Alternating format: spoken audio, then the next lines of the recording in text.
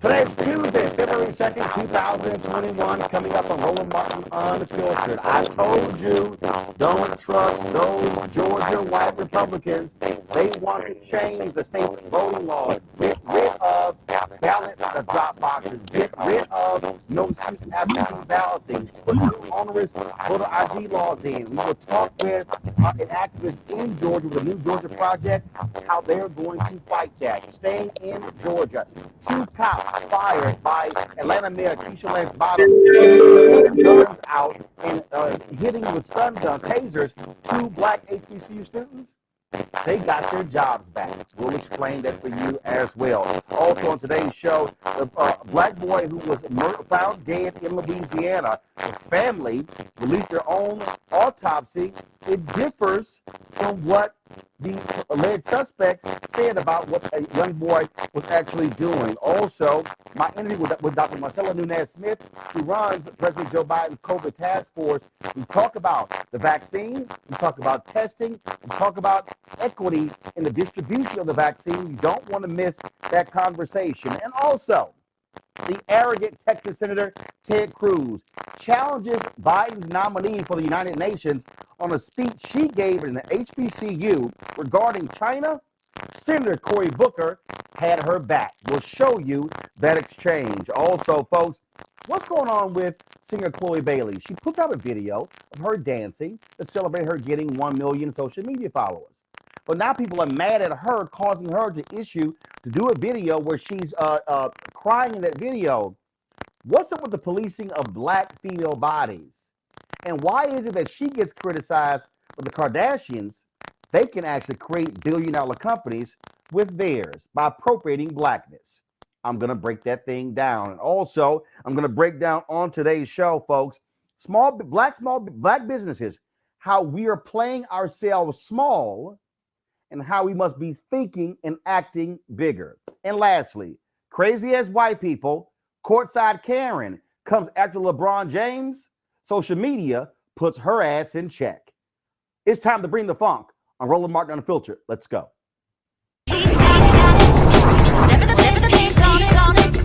Whatever it is, he got the solution to find. And when it speaks right, it's rolling.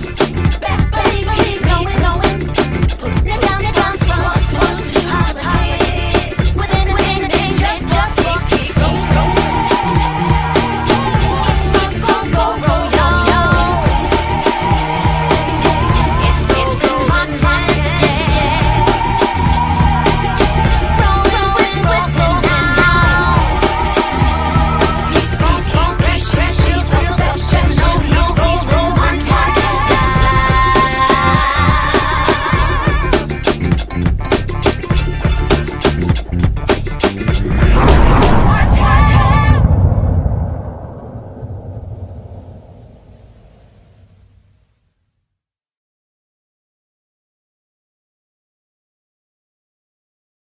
And that Republicans are always going to cheat to win elections. Forget all that BS Donald Trump said. They are all about cheating. They claim that was cheating in Georgia and Philadelphia and Detroit and Milwaukee, but no.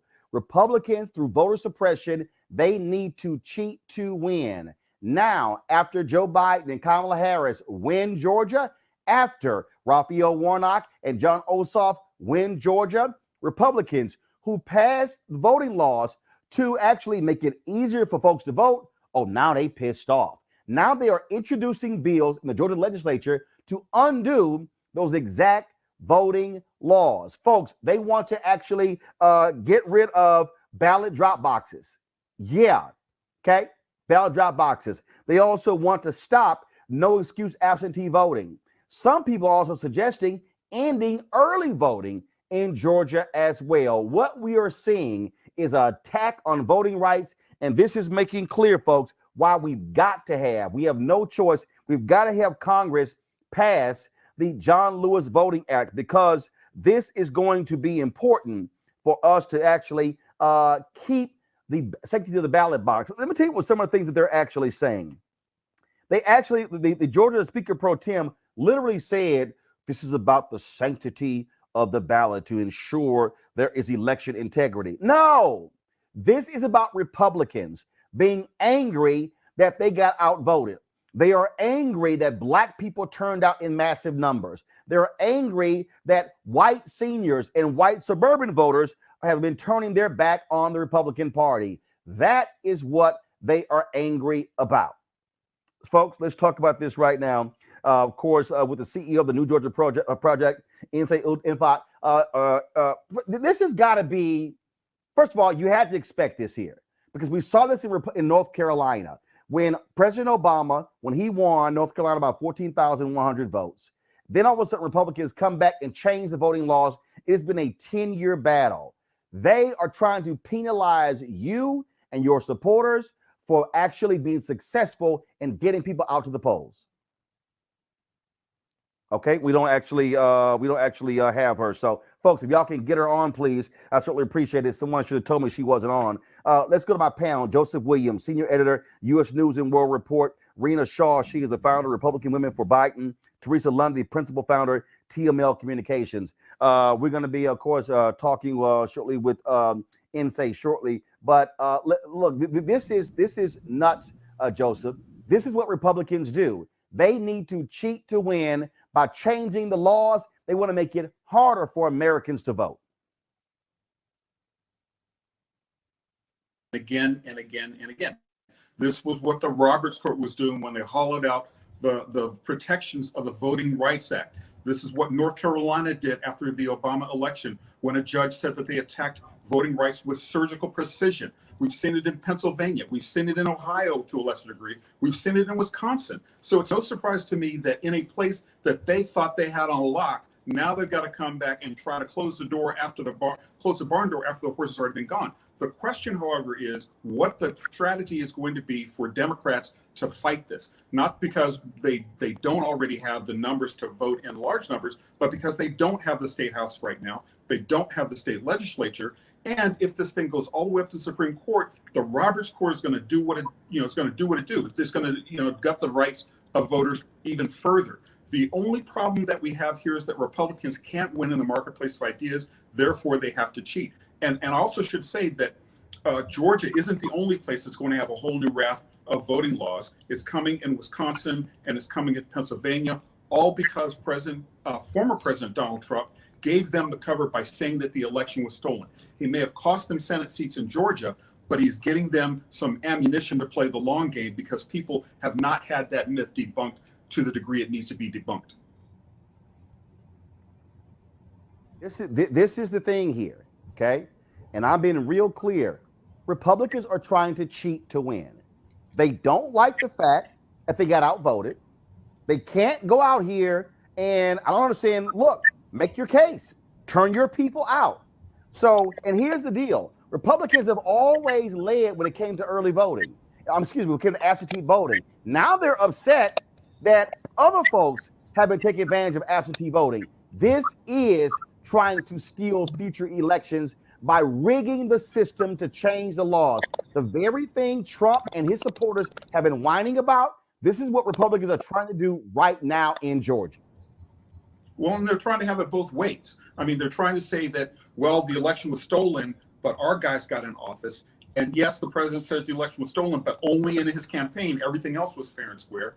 And they're saying, well, we don't have any new ideas. The electorate is changing. So we got to figure out a way to keep our advantage. I mean, it's not about democracy. It's not about politics. It's not about convincing somebody of your argument. It is about cheating to win. It's always been about cheating to win. Now they're just being out in the open instead of trying to keep it behind closed doors. And I think that it's pretty scandalous that we have taken so long to correct the Voting Rights Act, to fill in the hollowed out places, that it took this much to do it. It took a ride on the Capitol, and it's still not topic one in the U.S. Senate. We've got to get this done. It has to get done immediately, if not for the sake of black voters and minority voters, but for the sake of democracy, which we have all seen is very, very fragile at this moment.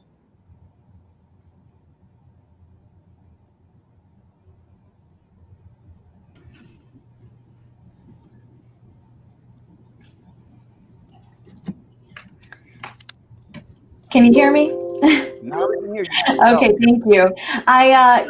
Roland, this is about threat. This is the Republicans feeling so threatened by early votes, mail-in votes that they know favor Democrats. And it wasn't about who's at the top of the ticket this time. We look at the history here, and this is a concerted effort because they saw that over 1.3 million people cast absentee ballots before the November general election, and that was a quarter of all votes cast.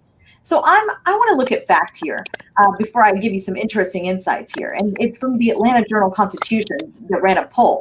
And that poll showed that found that most Georgians oppose restricting absentee voting to older voters or those who have a valid reason for not being able to vote in person.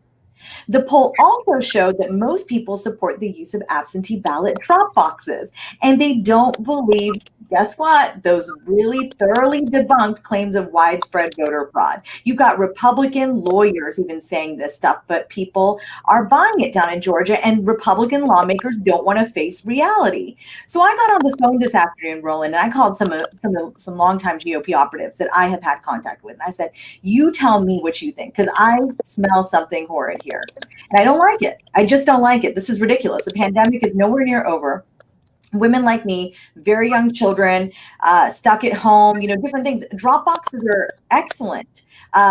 Being able to mail it in, excellent. Having options. I'm a civic renewal evangelista. I love having options because I want the most number of people to participate as possible.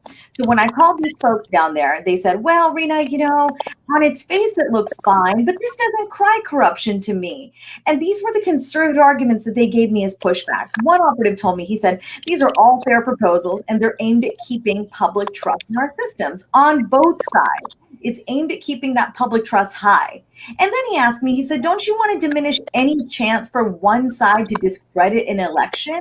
So setting up clear rules, he's told me, protects democracy by ensuring trust. I said, but we do have clear rules. It's very clear to me that your California GOP folks were the people engaging in the nefarious acts that labeled drop boxes wrong. And these were the people that there was only very few, a smattering of incidents, Roland, of any fraud, and it was from the Republican Party. But this is what operatives say. They say it's about ensuring our election safety and trust in the people, and they're relying on pro-democracy arguments, saying that democracy doesn't work if there's doubt in the people managing the votes. How should we feel that there's doubt in the work of these public servants that have really never done us wrong? So this is what the conservative pushback will be. I do not personally agree with it, but I heard them out and I wanted to share with you those conversations. Teresa, this is what I have always warned people about Republicans. I say this all the time. Black success is always followed by white backlash. In Florida, Desmond Meade, Sheena Meade, and others with the Florida Rights Restoration Coalition, they successfully get Amendment 4 passed. Republican legislature, hell no. We're not about to have 1 million plus folks who are formerly incarcerated all of a sudden get the right to vote. What do? Change the law, go to court, and say, oh no, you got to pay all of your fines and fees before you can get your right to vote. Now folks are having to raise millions of dollars to help people pay back their fines just to get their right to vote. I've already said what happened in North Carolina. Same thing is happening in Georgia. This is why we've got to have Democrats have a backbone in the United States Senate, and they've got to pass the strongest voting law named after John Lewis possible, because if they don't, Republicans who control state legislatures and governors' mansions, they are going to put in some of the most onerous voter suppression laws because they know the numbers are not with them. They want to suppress Black votes, Latino votes, young votes, progressive votes, and even older votes. Here's what's crazy in this one of the proposed laws, Teresa. They literally are saying you cannot vote absentee unless you're 75 years or older. 75. You're absolutely right, Roland. And you know what? For Republicans to even take this type of step, especially during these very difficult times, it just shows the type of meetings that has been happening since Trump has been in office, because this is a coordinated effort that has been happening in states throughout the country, and from Pennsylvania, from Georgia, from any other state where we're now starting to see where Trump lost and where his attorneys decided to back down because they knew it was a losing case. It was dead on arrival, where the conversations finally, came into the forefront. And we're now seeing what these laws are about. It's about banning drop boxes. It's about allowing Republican voters to cast an absentee ballot. It's about when we, go to register for our driver's license, now we don't automatically get an opportunity to vote when we get our driver's license. And it's really unfortunate because that's the only opportunity they know where it is time for people to actually vote. But see, what they're doing is actually counting the numbers, and the numbers don't lie. They may lie, but the numbers don't lie. And the numbers are saying that people are starting to wake up to the BS. They are starting to understand that their voice does matter, and they are seeing it right in front of their faces. So that is why they are scared. That is why they are putting these initiatives together, these bills, also taking all these backdoor meetings, because they know that their traditional ways of running the country are now coming to an end. But you're absolutely right, Roland. If Democrats, especially those that claim they're progressive, and African-American Democrats who are in the Senate and in the House, and every minority in between, definitely need to stand up for every single person who is saying our right to vote matters and democracy matters today and not tomorrow. Right now, with the CEO of the New Georgia Project, and say, I keep saying, whenever you have Black success at the ballot box, white folks are going to respond. That's what the Georgia Republicans are trying to do. How are y'all going to fight this? Hey, Roland, how you doing? Good evening, everyone. We're going to fight it head on. It is absolutely clear that what we're watching, what we're witnessing is a white lash. You're absolutely right, Roland. We cannot allow these attacks on our democracy, on our elections infrastructure to stand. It's the height of hypocrisy. There is this rhetoric around patriotism and commitment to the rule of law and one person, one vote. And then there's the reality of it. And there is a gap between the rhetoric and the reality. And so the New Georgia Project is working to close that gap. We're putting it on people's radars, letting them like, hey, y'all, they wilding down at the Capitol because they saw Georgia's multiracial, multi-ethnic, progressive majority come out and saw that they have the ability to decide elections.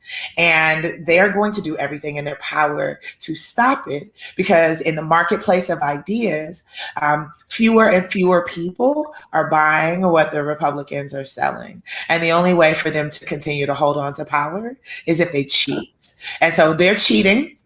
They're trying to take a sledgehammer to our elections infrastructure, and we are preparing to turn up. The thing that's really unfortunate is that they have a governing trifecta. So, Brian Kemper's our governor. All of the constitutional officers are Republican. There's a Republican majority in the House, Republican majority in the Senate. And so while the legislative pathway feels like it might be foreclosed to us. There's the court of public opinion. There's actual court. And so we are going to use all the tools in our tool belt in order to push back against this. And the thing here that I really need people to understand when you say the public court of opinion, that has to matter. And in fact, the same language has to be used. They want to talk about hashtag stop the steal. Yes, stop the steal. Republicans, stop trying to steal future elections because here's what they're looking at. I need everybody paying attention who are watching or listening right now to understand. Next year, Senator Raphael Warnock is back on the ballot. He won the runoff to fulfill the unexpired term of Senator Johnny Isakson. He has to run for re-election in 2022. They are scared to death of Stacey Abrams running against Brian Kemp. And so you already have a group of Republican consultants who are already trying to put together an organization. They've already announced it to stop Stacey Abrams. This is all about 2022. They cannot stand the likelihood or the idea of there being Pastor Raphael Warnock being the U.S. Senator from Georgia for another 6 years and there being the first Black female governor in American history in Stacey Abrams. That is what this is all about. Absolutely. Absolutely. A, but also B, it is also about, what's happening in the state, right? We have 8 hospitals in rural Georgia that have closed, 4 more on the way. Down in Randolph County, down in southwest Georgia, a hospital closed a week before the election. And you know what? Black folks, 98% showed up to vote in that election. And so controlling the Georgia state legislature, we're coming for that minimum wage. I remind people that the minimum wage in Georgia is $5.15 an hour. That, we still haven't expanded Medicaid in the state. Georgia Power is building 2 new nuclear power plants in Black communities. There haven't been any new nuclear power plants built anywhere in America in 30 years. And so it is absolutely an attempt to hold on to power. We are in the very crucial redistricting year. I personally do not want to fight these same fights for the next decade, for the next 10 years. And so getting a group of people who are accountable, who are pro-democracy folks to help draw the maps is super important right now. It is firmly in the hands of the Georgia State Legislature, of the General Assembly, and they want to hold on to that. And we are going to pry it from their hands. But you're absolutely right that it is about the future. It is about trying to stop the power of this multiracial progressive majority in Georgia that is spreading across the South. Help do you need? What do you need from people who are not in Georgia? So we are about to launch a couple of things. So we just came off of a pretty intense runoff cycle where we staffed about 100,000 volunteer shifts. That's phone calls, that's text messages to voters, moving them to the polls, encouraging them to go out and vote. We want to turn that apparatus onto some of our local legislators. Listen, what they say in the church, your time, your talent, or your treasure. This is a moment where we're doing all kinds of innovative things around voter education. We cannot, gerrymandering is a nonsense word. Figuring out how to have real talk, how to have conversations about things that matter, how to break these things down is going to be one of our priorities over the next couple of weeks, over the next couple of months. And so helping us amplify that by sharing our stuff on social.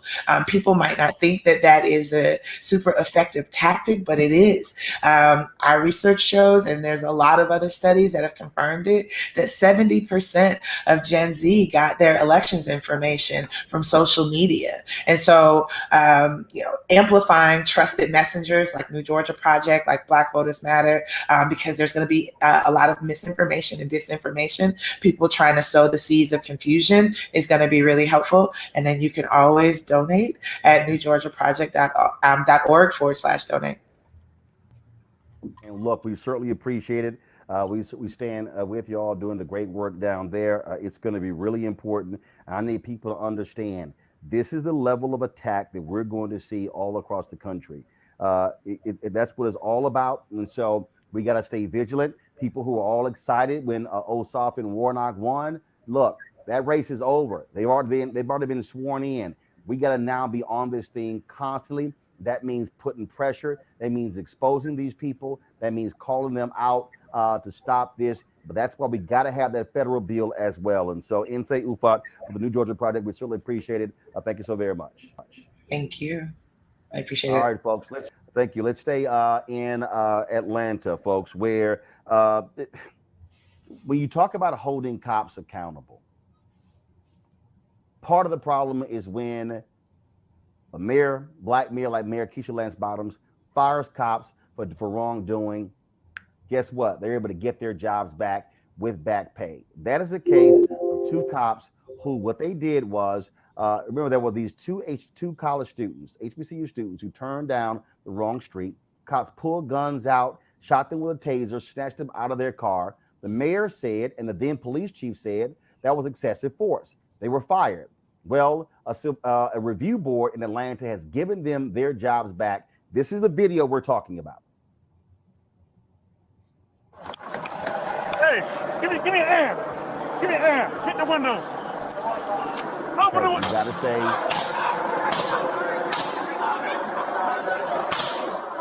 Open the window.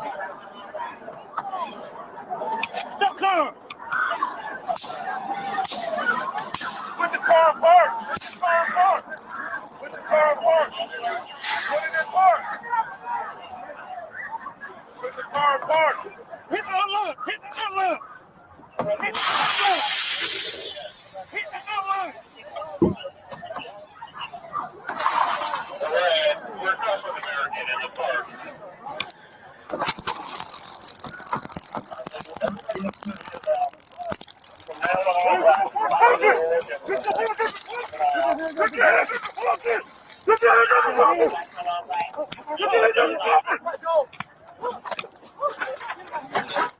The Atlanta Civil Service Board said that Mark Gardner and Ivy Streeter should get their jobs back. Teresa, this is what people talk about. Okay, the reality is this here. The mayor was right and the then police chief were right. It was excessive force. You didn't have to sit here and snatch them out of the car, pull guns on them, threaten to shoot them, and fire tasers into them. Again, this is just disturbing on too many levels. But I hate when you go to me first at these type of videos. But it also shows that the communication with the officers, it just seems like it's nothing but fear. You know, Black people just are scary, apparently, to them. It's like you got direction from the right of the passenger saying, get out the car, put your hand on the steering wheel. Then on the left, it's, you know, put the car in park. There's so many directives that the cops aren't even on the same page. And so, you know, the college students are like, listen, I just need you to hear what I'm saying. And they're like, we're not trying to hear anything at all. Either get out the, so it's obviously an excessive force by every means. But it also shows that the police officers are not trained in handling, and maybe it should just be a course in their new program study on when before they come out into the streets, is how do you handle minorities, Black people? It's really intolerable at this point. But for them to be reinstated, it also shows, you know, the lack of authority that is happening, and how that the public pressure still needs to happen. Because, you know, this is just unfortunate, because these guys should not be reinstated. It kind of just seems like the same old tradition when it happens with the police department, where they'll take them off the desk, they'll put them on desk duty, and then they'll put them back in the field, you know, thinking when it all calms down. And that just shouldn't be allowed anymore. Lied. We covered this story. One of the cops said that one of the occupants in the car pulled a gun out. It was a flat out lie. There was no gun shown on the body camera footage. And this is what I keep saying. If cops lie in their interviews, in the police reports, that should also lead to firing.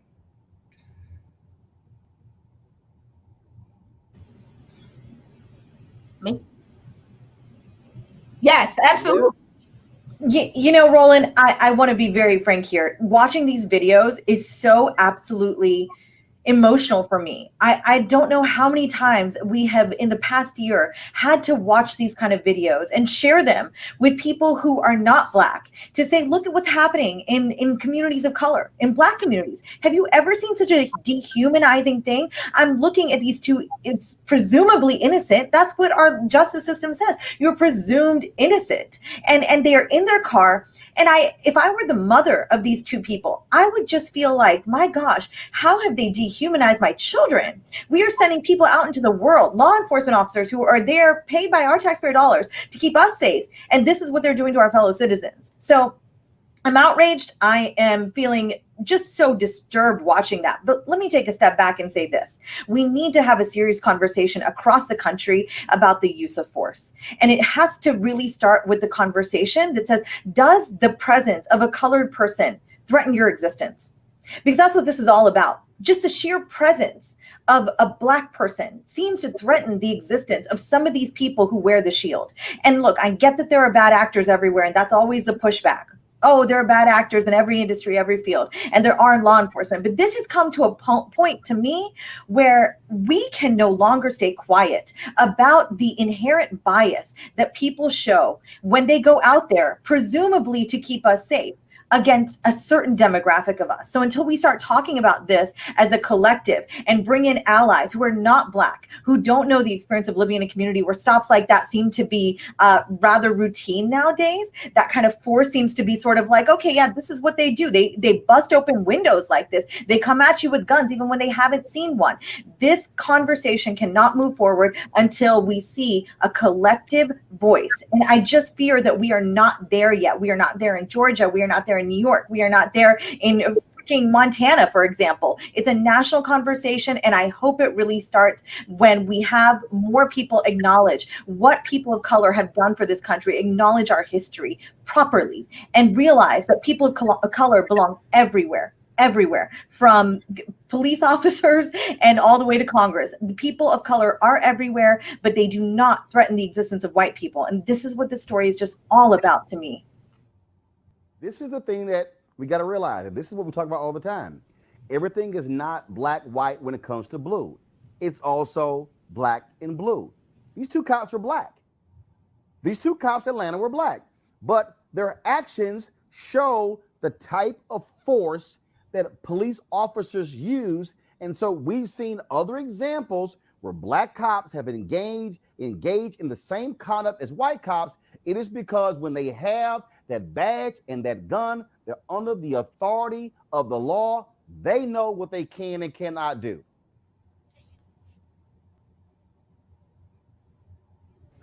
When I'm seeing the video, I have two things that come to mind. The first is the culture. Black and blue It's a terrifically hard job, but they can be susceptible to the kind of culture that we see all around us. I mean, you go into a police department. I used to cover cops, was an old cops reporter back in the day. And yeah, you could just feel it permeate the building whenever you walked in. It was us versus them, and it didn't matter if you were black or white. As long as you wore that uniform, you were reliant on a certain culture, and you either fit in or you're putting your own life at risk. That's number one. Number two, the fact that they got their jobs back speaks to a third point. I mean, this is the through line between what you were talking about with voting rights and elections. The reason why they got reinstated is because of this Community Service Board ruling. How did the Community Service Board get created? By people who elected and who voted for it, and by local politicians who decided that they needed it. It was initially set up, those police community review boards are initially set up to protect officers, more often than not white officers, from bad acts like we just saw. So in order to overturn that, you need two things. One is a change in the culture of policing, which the Black Lives Matter movement called for in defunding the police and in taking all that that pressure off police to do things that they aren't responsible for. And number two, you need local elected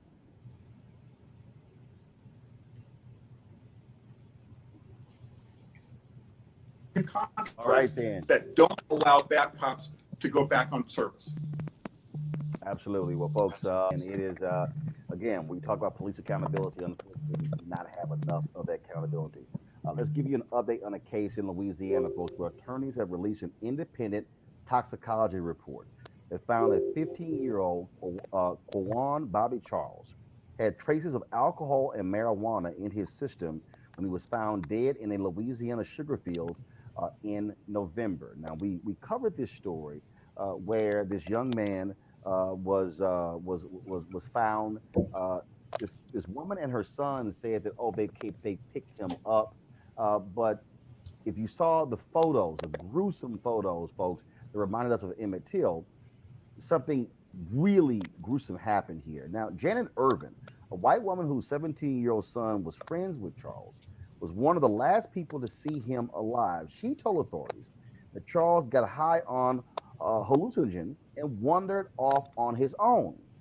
Now, after seeing the toxicology report, Charles's family attorney suggests Irvin's claims are false and that foul play was a factor in his death. Now, Charles' family, they've been asking authorities to arrest Irvin, claiming she knows more about the teen's disappearance. And this is a really, really strange story, Rena, because this black kid comes up missing. Mom didn't know. He's away for hours. Cops say, oh, he's probably at a football game. Then they find his body, face just, I can't even describe it. I don't want to show the photos. We showed them initially. We showed a picture of him and then him on the autopsy table, and it is beyond gruesome. And the fact that no one has been arrested, this is only a person of interest, makes it even more painful for this family who've been demanding answers from the cops there since November. You know, if this wasn't Louisiana, I'd be saying, here's the thing. Everything should be investigated to the full extent of the law. The investigation should be thorough. Conclusions shouldn't be jumped to, nor should the accused be dismissed without being investigated. That's my initial thought, because the law protects both the accused and the victimized. But we know what happens in certain places in this country where colored people do not, let me just put it this way, get a different form of justice. And this just smells terrible. I think this is the prime example, this epitome of what we see to be outrage and disbelief and all hands on deck when a white young girl goes missing or would be found in this condition, even worse, something just unimaginable, unconscionable.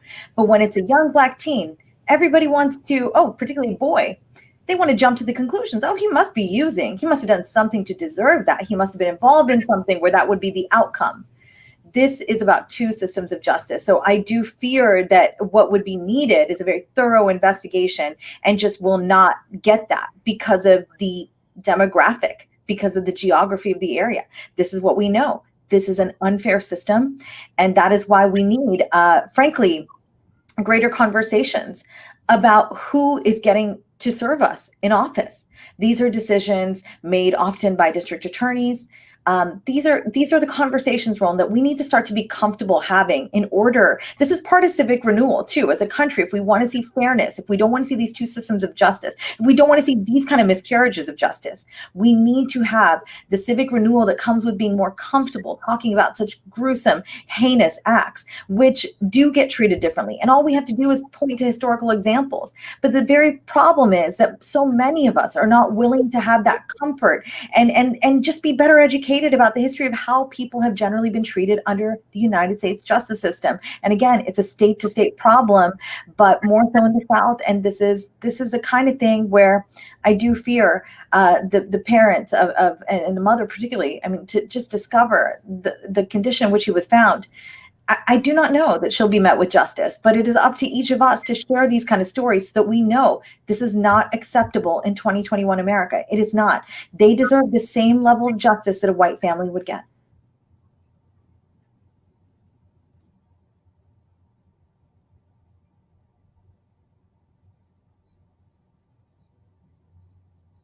Joseph? Issue we have here.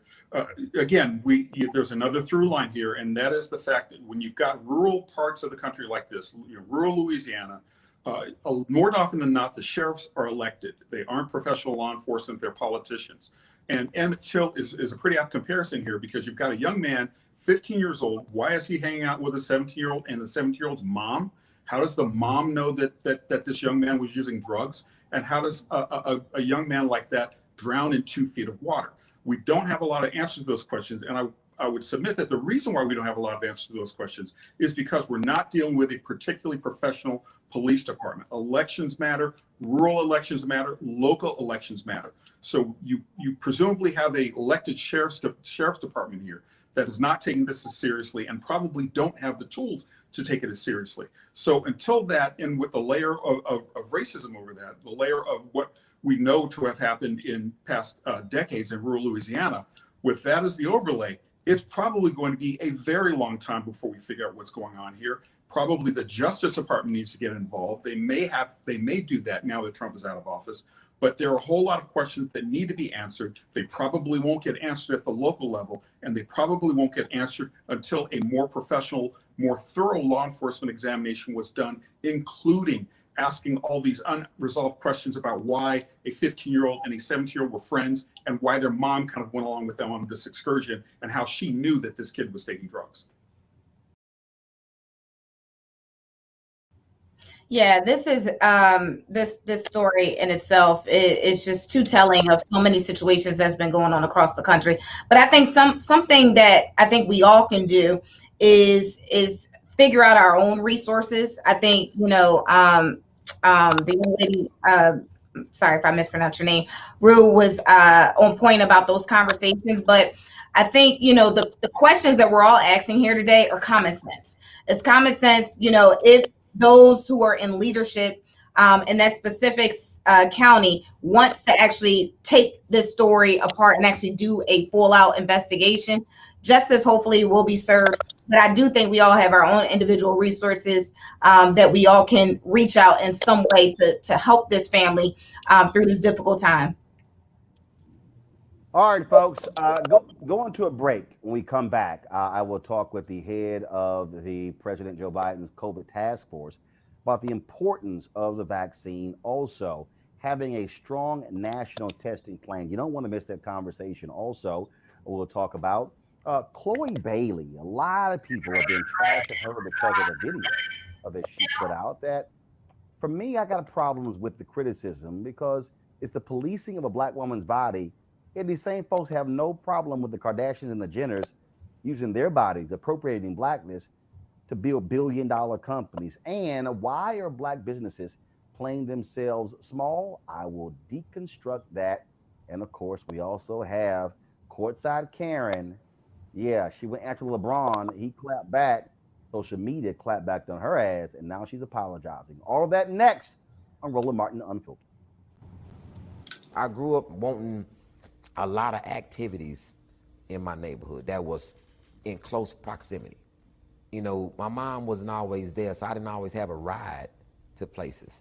And you know, you want to be able to walk down the street and get to something that's some food for your soul in your community.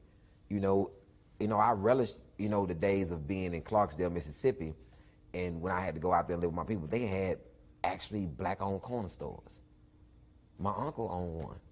My Uncle Donald owned a cleaners and a corner store, and he a city councilman down there now. And it's like, that was big for him. He was like, yo, man, you got to own something. Got to own something. His wife was named Louise. It always killed me. I used to call him George Jefferson. His name was Donald because his wife was named Louise.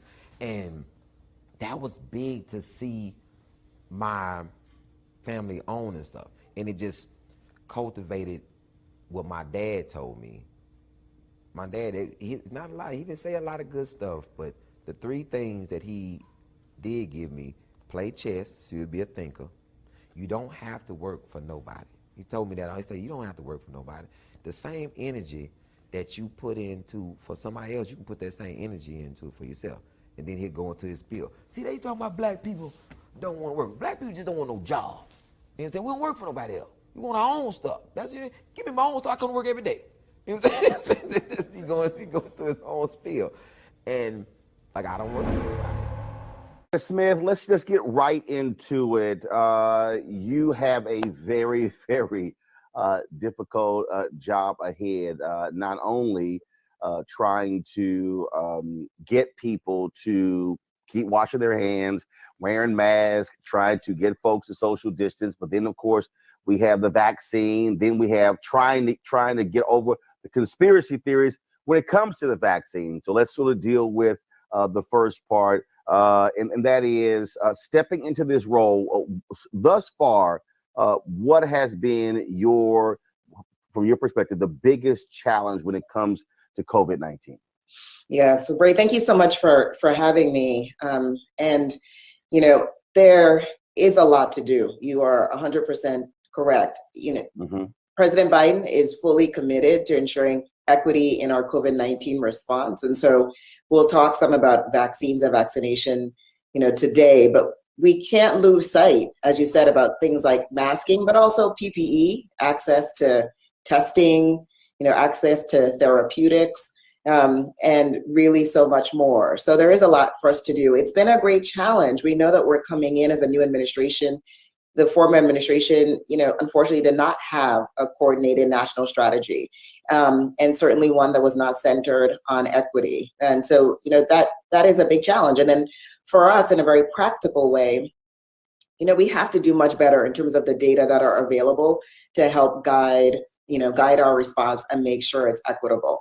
Could not agree more, though, that as we look forward, we have to be thinking about issues of access in vaccination, but also acceptance. And that gets right to your point about disinformation and the campaign we need to mount against that. When you talk about that particular plan, there were some people who said that the Biden administration was wrong to say that you are having to start from scratch. I mean, obviously, that was a task force. Obviously, there were things that were already done. But when I heard from start from scratch, what I really heard was a comprehensive, fluid, competent plan that brought along all stakeholders, as opposed to sort of these bits and pieces and this disjointed plan, and this whole idea that, frankly, we saw from the Trump folks, just leave it up to the states, when the reality is, when you have something like this, it really requires the marshaling of the federal government resources to then say, we're the federal government, here's what's sending down to the states, what's going to the counties, what's going to the cities, and it has to be organized and methodical versus hit and miss. Absolutely. You know, what we have seen emerge is this patchwork, right? A patchwork across the country. And I give a lot of credit to states and local health officials. I mean, working with very limited resources, quite frankly, and trying to step up to the plate for, you know, everyone who lives in their communities. But, you know, President Biden and this administration's plan is about bringing the federal resources to bear. We do need national coordination. There's absolutely a role for the federal government to play here. You know, of course, we're very grateful for the vaccines and sort of all of the many scientists and career officials and others who worked so diligently to get us to this point where we have, you know, these vaccinations available for people, most certainly. But what we were missing was a vaccination campaign in a way that actually ensures we get from vaccine to actually vaccinations. And that's the critical piece. Vaccines sitting on a shelf don't save a single life. So I'm definitely going to get to vaccine, but one of the things that I'm still sort of not quite understanding. I remember the big old news conference with Walmart and CVS and Walgreens, and we were going to have these massive drive-through testing locations, things along those lines. We really didn't see that. And in talking to other experts that we've had, I mean, we probably have done more than 100 segments on my show, Roland Martin Unfiltered, really trying to keep African Americans informed of what's going on. And is that also still part of the issue? You know, have we reached critical mass with testing? Are we at the point where you can say, you know what, we're good on testing? Yeah, no, I'm so glad that you take us back to testing, because we're not good on testing yet. But that is part of our, you know, that is part of our national comprehensive strategy. We're really grateful to have a lead testing coordinator in Carol Johnson, who is, you know, of course, as we all are, centering on equity. We are very excited about there being new testing technologies coming down the pipe, but we have to make sure there's access for everyone. You know, what we can tell by the rates, the positivity rates in the country, is we're really not testing enough. The higher those go, it's a signal not just of things like community transmission, but exactly your point, that we're not testing sufficiently. You know, one of the challenges early on too with testing, and we can learn from testing with vaccination, is, you know, equity does not happen by default. And so as some of these, you know, first testing sites open, they were drive-through. And if you didn't have access to a car, a private vehicle, you couldn't get there. You know, many of the testing sites stood up in white, affluent neighborhoods. So we have to be intentional that we don't repeat those mistakes for vaccination, or really undo, because we're starting to see some of that happen already as, again, a lack of a federally coordinated plan. So we can learn from testing. We need to do more testing. We're committed to increasing on that front as well. So let's one of the things that I have seen lately, there's a lot of conversation around double masking. First of all, I was there before they started talking about it. I spent 5 weeks in Georgia on the campaign trail, and there were a lot of people who walking up to me and they wanted selfies and they wanted to talk, and I was kind of like, yo, I need y'all to back up. But also, so when I was out there, then also, you know, I got some goggles. You know, I don't wear glasses, but I had some goggles because we had health experts on the show who were also saying, look, protect your eyes. I've had other health experts who say, hey, protect your ears. You know, COVID can come in through the ears. So when I was flying, I kept headphones on. And so can you give us the perspective in terms of on that? Because, and also people were wearing cloth masks, but also is it important to insert a filter, have a little pocket in those cloth masks? And then, you know, what should we be wearing? So for the person who's watching, you know, you're getting some clear advice from you in terms of this procedure that we should be going through when we're going out in public. What exactly should we be doing? Yeah, so great. Let's talk about masks for a little bit. You know, this is one of those very simple but highly effective tools that we have in terms of stemming transition. So we have to, we have to commit, all of us, to wearing our mask and to wearing them properly. So I'll talk in a second about kind of the different types of masks as you raised, but you know, the key is if you're wearing a mask, it's got to be over your nose and mouth. And so I've seen people who are kind of have the quote unquote kind of right mask on, but they're wearing it incorrectly, and therefore it's wearing it on their chin or on their. I'm like, yo, can you pull that up, please? Yes, yes. And so that is the thing. And I'm like, we don't need to protect our chins, right? And so we gotta do better with that. I'm glad that you reach out to folks. I mean, I reach out to folks too when I see them in the grocery store and other places. Just a general reminder, you know, your mask has slipped. And you know, I have to say, by and large, like people are good about that, but we got to wear those masks correctly. So I think that's number one: is we got to wear them, and we got to wear them the right way. Your question is great about kind of, you know, the kinds of masks. You know, we always say if you're going out in public, you know, you got to kind of wear the best mask you can. So let me just kind of walk us through the different kinds of masks that exist. So you have the cloth mask, right? And then I'll talk some more about the layers there and filters. But that is, you know, that's the sort of the minimum, I would say, in terms of the strength of the mask. And then from there, you have the surgical mask, right? So those are often blue or pink, a little bit higher grade. And then you sort of move on to these N95s. We talk a lot about those, especially for our healthcare workers. So let's go back to cloth. You know, if you're going to be using a cloth mask, it's really important that it be multi-layered. You know, 3 layers tightly woven is what is ideal, with a filter pocket if you can. You know, I have these masks myself. I have a filter pocket in them. It doesn't have to be complicated. You know what I use for my filter? I use coffee filters, right? So just regular coffee filters, or you can use unscented dryer sheets. You just slip it in. So what is 3? Okay, you said 3 layer. Okay, so I need you to explain 3 layer, because does that mean that does it mean that there are 3 filters? Is it 3 masks? Is it so? Because again, I hear that and I see all of these promotions, and we've got 3 layers and 5 layers, and I'm sitting there going, that's a mask. Right, exactly. So this is about how thick typically this will be a cotton, how thick the fabric is. And so, you know, if you think about like, you know, a single ply t-shirt or something, right? So you want the 3 ply, you want this sort of the thicker fabric. One of the best things to do is hold your mask up to the light. Like if you can see through that mask, it is not thick enough, right? It's basically not going to provide you the level of protection you need. So if you're using a cloth mask, definitely for that 3 ply, please avoid fleece. You know, people, I see them kind of the gaiters. We don't have good science to support those at all. In fact, some science suggesting those are worse. So start with that cloth mask. If you're using the cloth mask, that 3 ply with a filter is what's ideal. You know, again, a little stronger than that is the surgical mask. And then the strongest, of course, is the N95. We haven't seen anything that says there's harm, right, in wearing 2 masks. So certainly if people feel more comfortable with that, there isn't science suggesting against that.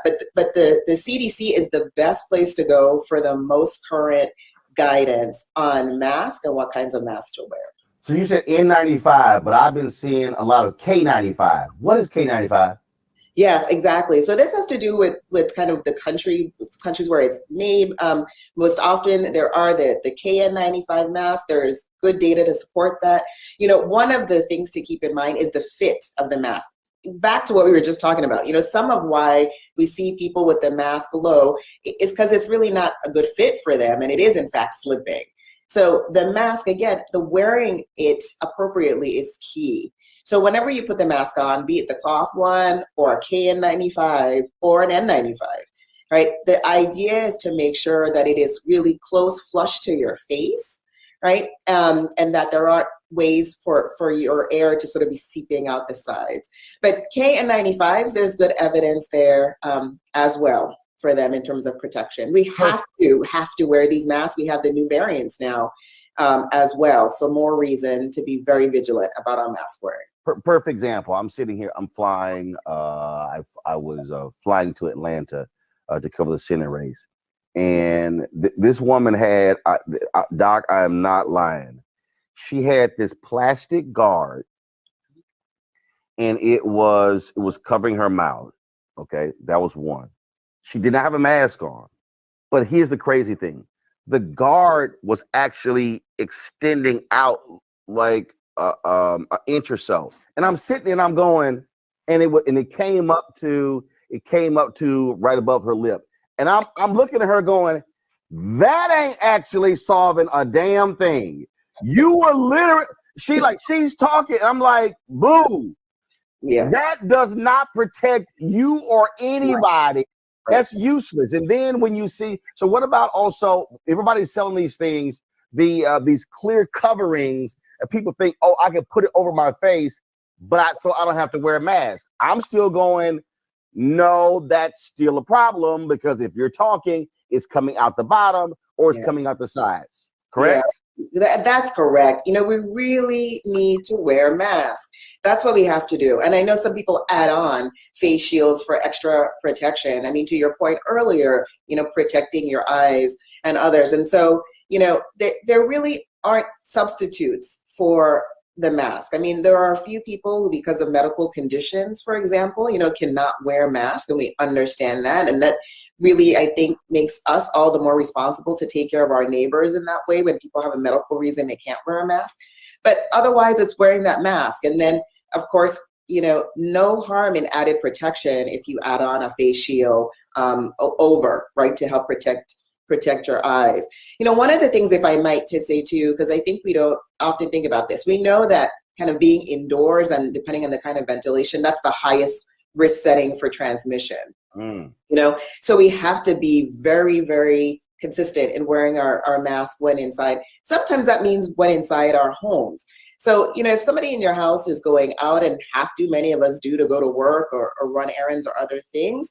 But, you know, if you're going to be going out and in high risk situations, and you live with someone who is at high risk for severe COVID-19, you know, we can wear the mask at home too. And that's helpful. We do that here in my house. We have a multi-generational home.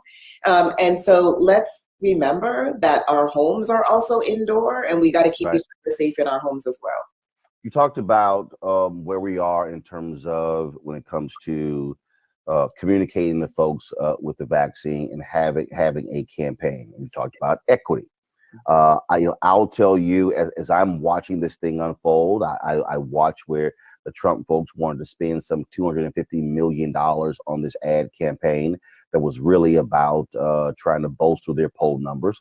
You don't have to say it. I will. That's what it was all about. Then it was eventually scrapped.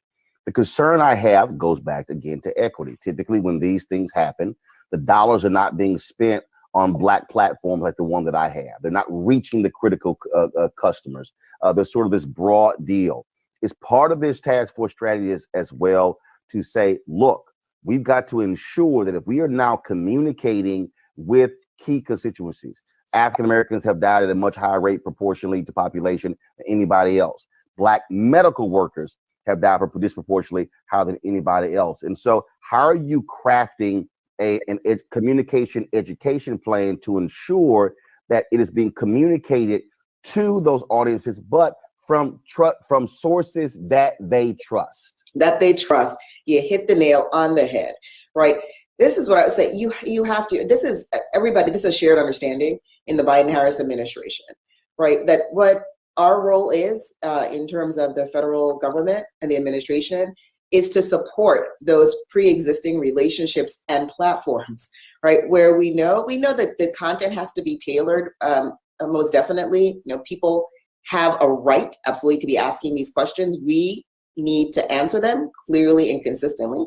That's our job. But for all the trusted messengers, to your point, we have to make sure that people get information in the places, right, that they're used to getting information that they trust. That's high priority. So the communication education strategy has that very much in mind, and that's how it's being built, quite frankly, and stood up. There is nothing, I think, sort of more important in terms of how we move forward at information sharing than being sure that we are working with trusted messengers in the communities on the ground to get the message out there. And really, this is about people getting the best information possible so they can make the decision, right, around vaccination for themselves. And that is something that, again, I mean, we have, look, my show is a 5-day-a-week show, and we've had HBCU experts, epidemiologists, we've had infectious disease experts, ER physicians. I mean, we've sort of been blanketing this because for me, look, I've been in Black media for 2 decades, and our audience, their deal is okay, Roland, what do you say? And what do these folks say? And we also know, based upon numerous surveys and polls, that African Americans get better care from Black physicians and healthcare workers. And so to me, this is also, I think, something that is critically important, that the folks who are out there creating these proposals, who are spending these dollars, have got to understand that you've got to target these media. I don't care if it's this small Black newspaper, if it's this website, this digital platform, and this podcast, because to me, it has to be constant messaging. Because I can tell you, Doc, whenever we have these conversations, I'm monitoring my Facebook page, my YouTube page, Periscope page, and I'm seeing conspiracy theories. Yes. I'm seeing talk about Tuskegee, and they're bringing all these things up. And African Americans are, there's a lot of it out there, and we have to counter that. So speak to that. How do we counter this whole deal? No, man, they trying to kill us with this vaccine. And then you have celebrities out there who are throwing things out. I get people who said Mr. Louis Farrakhan said this, and this pastor said this, and so we're battling internal issues when it comes to sowing seeds of discontent when it comes to a vaccine. I know. This is understandable, right? Kind of where and why there might be some pause and some skepticism. I really hope folks have heard President Biden say, and he said it more than once, that, Black and Brown communities have not been treated with the respect, the dignity, the honor, that we deserve from the federal government and from the scientific and medical communities, quite frankly, right? So we start from that truth and go from there. He is committed to rebuilding trust. We got to rebuild trust in science. I mean, this has been one of the greatest tragedies, is that we have politics and all these other things that are creeping into what is a public health emergency in our country. But, we have to commit. So we need to be honest. We need to be transparent. We need to be open. And we need to make sure, to exactly your points, that we are countering the misinformation and the disinformation. Look, this is what we know. The vaccines that have been approved for emergency use authorization, they are safe, right? They are effective. What I think some people don't understand too, what's different now maybe than Tuskegee, is we can think about the representation in terms of the scientists who developed these technologies, who were part of the process to create these vaccines, to review these vaccines, right? With equity at the center. When we think about who was in the clinical trials, right, about 30% of participants identified as of color. So there's good representation, I think, in the clinical trials. So these are all, I think, just important pieces of information people need to have. And of course, the sort of top point is what we do know with certainty is that COVID-19 is an existential threat in our communities. We are getting hit disproportionately in communities of color in particular. And so we have a tool now in the vaccine that will get us right to the other side of this pandemic, to our new normal. And we have to keep that front of mind. Is given the data that we have today, vaccination is really what makes sense. But it's hard, right? People have to be able to have these conversations like you and I are having, to reach out to ask people they trust, right? And then to get these answers so that they, can feel more confident in making the decision to get vaccinated. Well, Dallas County to Texas did something I thought was really significant. They wanted to distribute their vaccines to high-risk population. It wasn't based upon age. It was really factoring in race. State of Texas said, oh, no, you can't do that, and said, we will pull your vaccines if you do. Dallas County is now battling them over that. To me, that was a smart strategy. They looked at the numbers and saying, who are dying from COVID at a higher rate than anyone else? Who is also being infected at a higher rate from anyone else? We're going to actually do it that way. Yes. So, I'm not 100% familiar with all the details on the ground in Dallas, but right. I will say this, which is the federal administration, we are fully committed to ensuring equitable access to this vaccine and to vaccination. When people are ready and it's their turn, right? And they are at yes, we have to make sure they can get access to their vaccination. And so the multi-pronged strategy, we released a 200-page strategy. And in there, in those details, every single one of our approaches really does center on equity, right? So whether we're talking about the federal government coming in to support new vaccination sites, this is key, right? So these community vaccination centers and making sure that they are in communities that have been hardest hit, at least a good number of them. For us to be partnering with pharmacies, right? Not just big chain pharmacies, but also local independent pharmacies. Understanding there are pharmacy deserts, right? And so that we will need to bring mobile units to bear, that we have our federally qualified health centers as great partners that we can work with, really, and allocate vaccine directly to, as we can with the VA, to get to some of these hardest reach populations. So we're in the process now, in terms of moving forward on what this administration is committed to, of meeting with states and with local health officials to review their pandemic response plans, and really to talk about equity and how that works. And when there isn't a plan that gets us to equity, we're here to provide that technical assistance and help. But many places are already doing a great job thinking about equity, and we want to share those best practices across the country. Our time is short, but I gotta ask you this because I keep hearing this. Okay, Moderna, Pfizer, and now Johnson & Johnson. I'm hearing from Black people who are saying, I ain't taking that Pfizer one. I need this one over here. And so, how are y'all also dealing with that? Because you have these competing vaccines. Johnson & Johnson just announced, hey, ours is 1 dose. The other ones are 2 doses. And so there are people who literally are saying, I really prefer that one over this one, but my state isn't getting that one. And so how do you deal with that? Yeah, so great. So overall, this is really great news, right? To have multiple vaccines that have been found to be safe and effective by the FDA. I mean, this is fantastic news. And then when we get into this idea of kind of the distribution of the vaccinations and other things like that, my message to people is take the vaccine that is offered to you. We are in a crisis. This is a national emergency. I mean, the likes of which we have never seen this. And getting everyone vaccinated is going to be gargantuan. So, when I went to get my vaccine, I'm a healthcare worker, I'm a physician. I went to the hospital and they said, today we have Moderna. And I said, thank you, then I'll be taking Moderna, right? So this is what the situation will look like for most people out there, is you'll show up, just get your appointment, get your vaccination, have trust. I have trust in the processes that have gotten us to the safety and efficacy review. So have trust in that process.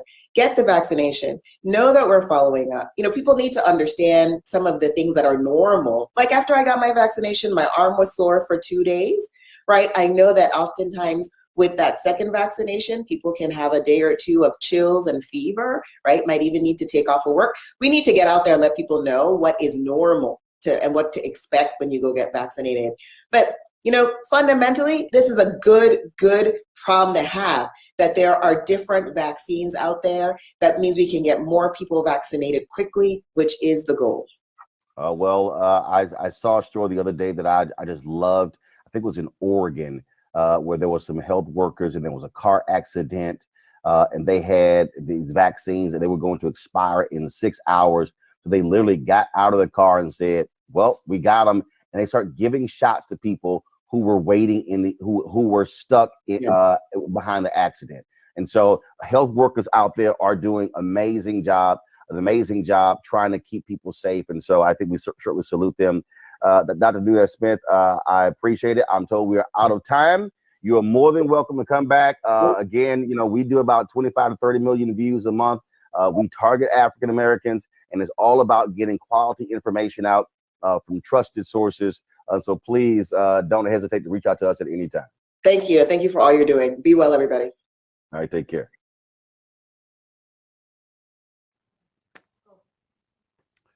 Joseph Williams, I want to start with you. This is a major issue. We're seeing stories right now out of New York, how wealthy white folks are actually going into poor neighborhoods, jumping in front of folks, getting the COVID vaccine. Then we have, of course, folks who are African Americans, others who are scared to take the vaccine. I mean, we're dealing with a mass misinformation issue, conspiracy theories. This is going to take, I think, a much more aggressive stance by the federal government. I appreciate Dr. Nunez Smith coming on this show. I've made it clear to the Biden administration and members of Congress that you're going to have some real dollars allocated for significant amounts of education, having experts out there for folks to actually trust this vaccine. And it's real, the doubts that people have. And some of the stuff I hear is absolutely crazy, but we have to confront what is a problem, because here's the deal. The flip side of a lot of us getting COVID is death. And people are saying, well, I like the side effects. Well, there are side effects to a significant amount of drugs, but there's only one side effect to death. You're dead. Part of the problem that we have here is the legacy of some horrific stuff that the government did, but that was 30 and 40 years ago. But the muscle memory of those sorts of things linger long among African Americans. It's not hard to find somebody who will cite Tuskegee, who will cite Henrietta Lacks in their justification for not getting the vaccine. That being said, it is the here and now. It is science. It is trustworthy. I have a friend, you talk about people who you're surprised who don't really believe in this sort of thing. I have a friend, really smart guy, very educated, says he's not taking the vaccine. I'm like, why not? He said, well, we don't know what's in it. Well, you do know that it's been tested. You do know that the federal government, now don't talk to me about the federal government. So that is a microcosm of what we're dealing with here. Now, as far as the white people jumping in line, that's not surprising either. Number one, because you do have this vaccine hesitancy. And number two, white people are positioned to take advantage of that. And even beyond vaccine hesitancy, we have a lot of people in African-American neighborhoods who don't have access to a car for a drive-in vaccine, who don't have phone service or cellular service in order to make a telephone contact, or don't have internet service, or get jumped over when the internet service comes up to make an appointment online. So there are many, many things that they have to address here beyond just trying to convince opinion leaders that this thing is safe and to get people to take the vaccine. You need campaigns like they have some in barbershops. I've been talking and doing some work reporting about how barbershop may come into play. They do testing in barbershop for hypertension, for prostate cancer. Now it may be an information campaign for COVID-19, or perhaps even a clinic to get a shot. Ministers are going to have to take a role here. Preach about the vaccine from the pulpit. That's actually happening in Chicago and in places in New York and other areas around the country. So it is going to take a vast concerted campaign. And again, the word that I kept hearing from her was intentional. We have to be very intentional if we want equity to be the watchword, if we want equity to be the guidepost in getting this vaccine to people who need it, getting the virus under control, and getting life back to some semblance of normal, and preserve Black life in the process, because it does matter. We do need to be proactive about this, because we know that the white folks ain't going to give us that spot in line. They're going to take it if we're not there. So make sure that people know about this, and it's incumbent upon the Biden administration to do just that. So means, Rena, letting people who know these communities best do what's best. We had Dallas County Commissioner John Wiley Price on this show, and one of the things that they wanted to do was to distribute the COVID vaccine to the communities where the need is greater.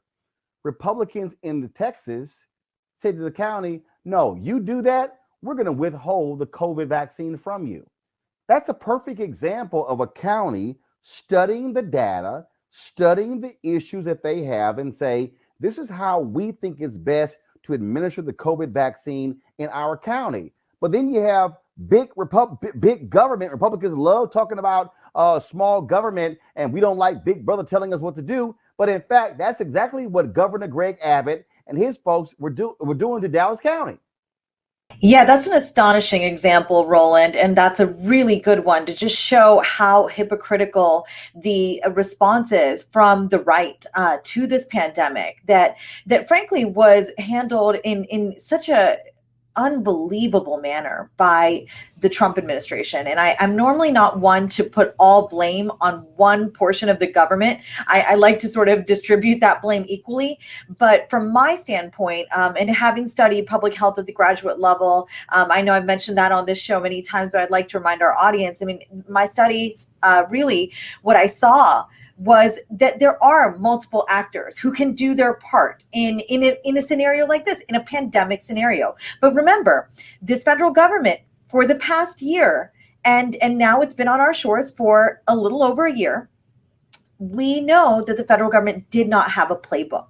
And what they did was punted the ball back to the states. And now that was sort of the sensical thing for conservatives at first. Okay, give governors the ability to do what they want to do. They know their communities well. No, that did not help at all. And I must say, you know, as a person who has studied the government and has a free market lens and generally conservative fiscally, this was the one area that I believe we are suffering to this day because of the lack of a federal unified response. There are very few moments in which conservatives can really get behind the federal government and say, you know what, you right the ship, you lead the ship this time.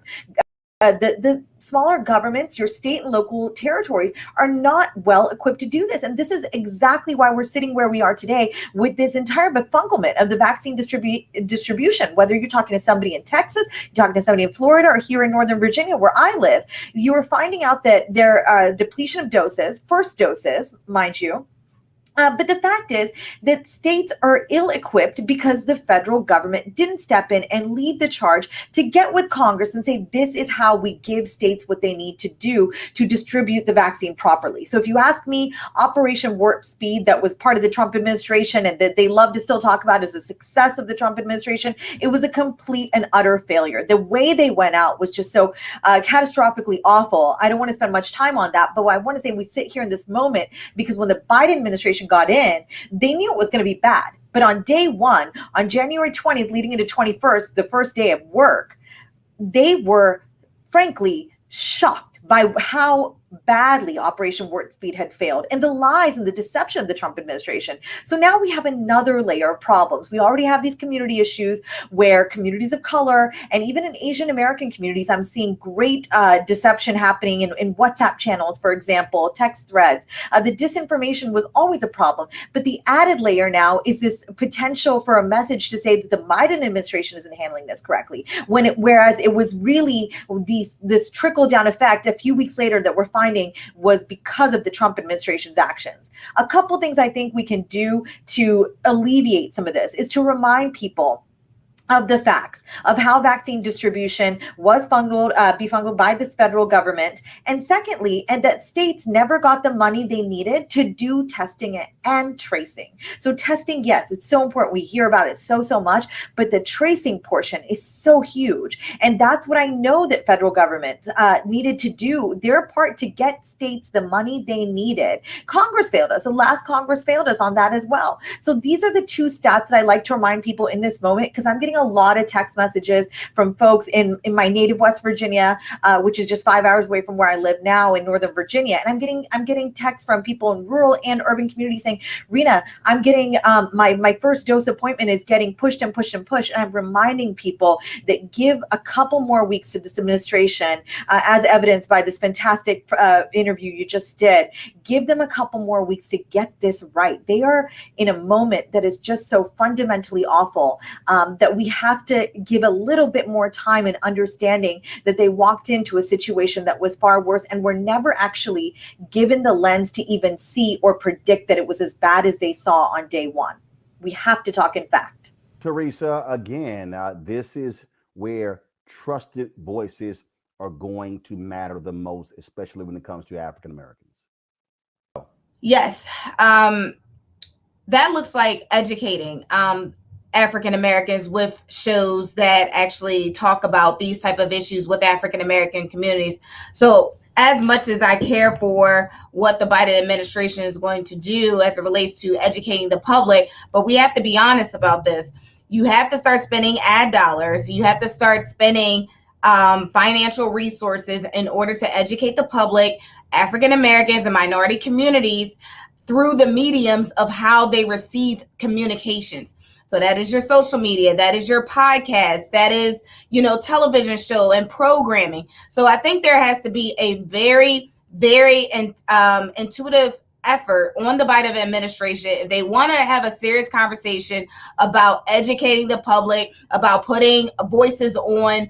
It's not enough just to take a shot on camera on CNN, because let's just be honest, some African American and minority communities don't have cable, still in these times. So what are they doing locally? What are we doing to fund some of those educational initiatives and programs in order for them to get their point across that, yes, you need to wear a 2-ply mask. Yes, vaccinations are the way to go. But regardless of all of that, we need to make sure that we are not only having minorities at the table, but we are also funding podcasts, communication efforts, and social media efforts that is actually reaching them so it can actually get to their households and they can spread the word. Folks, I want to talk about this next story. Typically, I ignore stories like this. Okay. I don't do a lot of entertainment and sports on here. I do no gossip because, frankly, we are inundated with that in Black America when it comes to pop culture and entertainment and sports.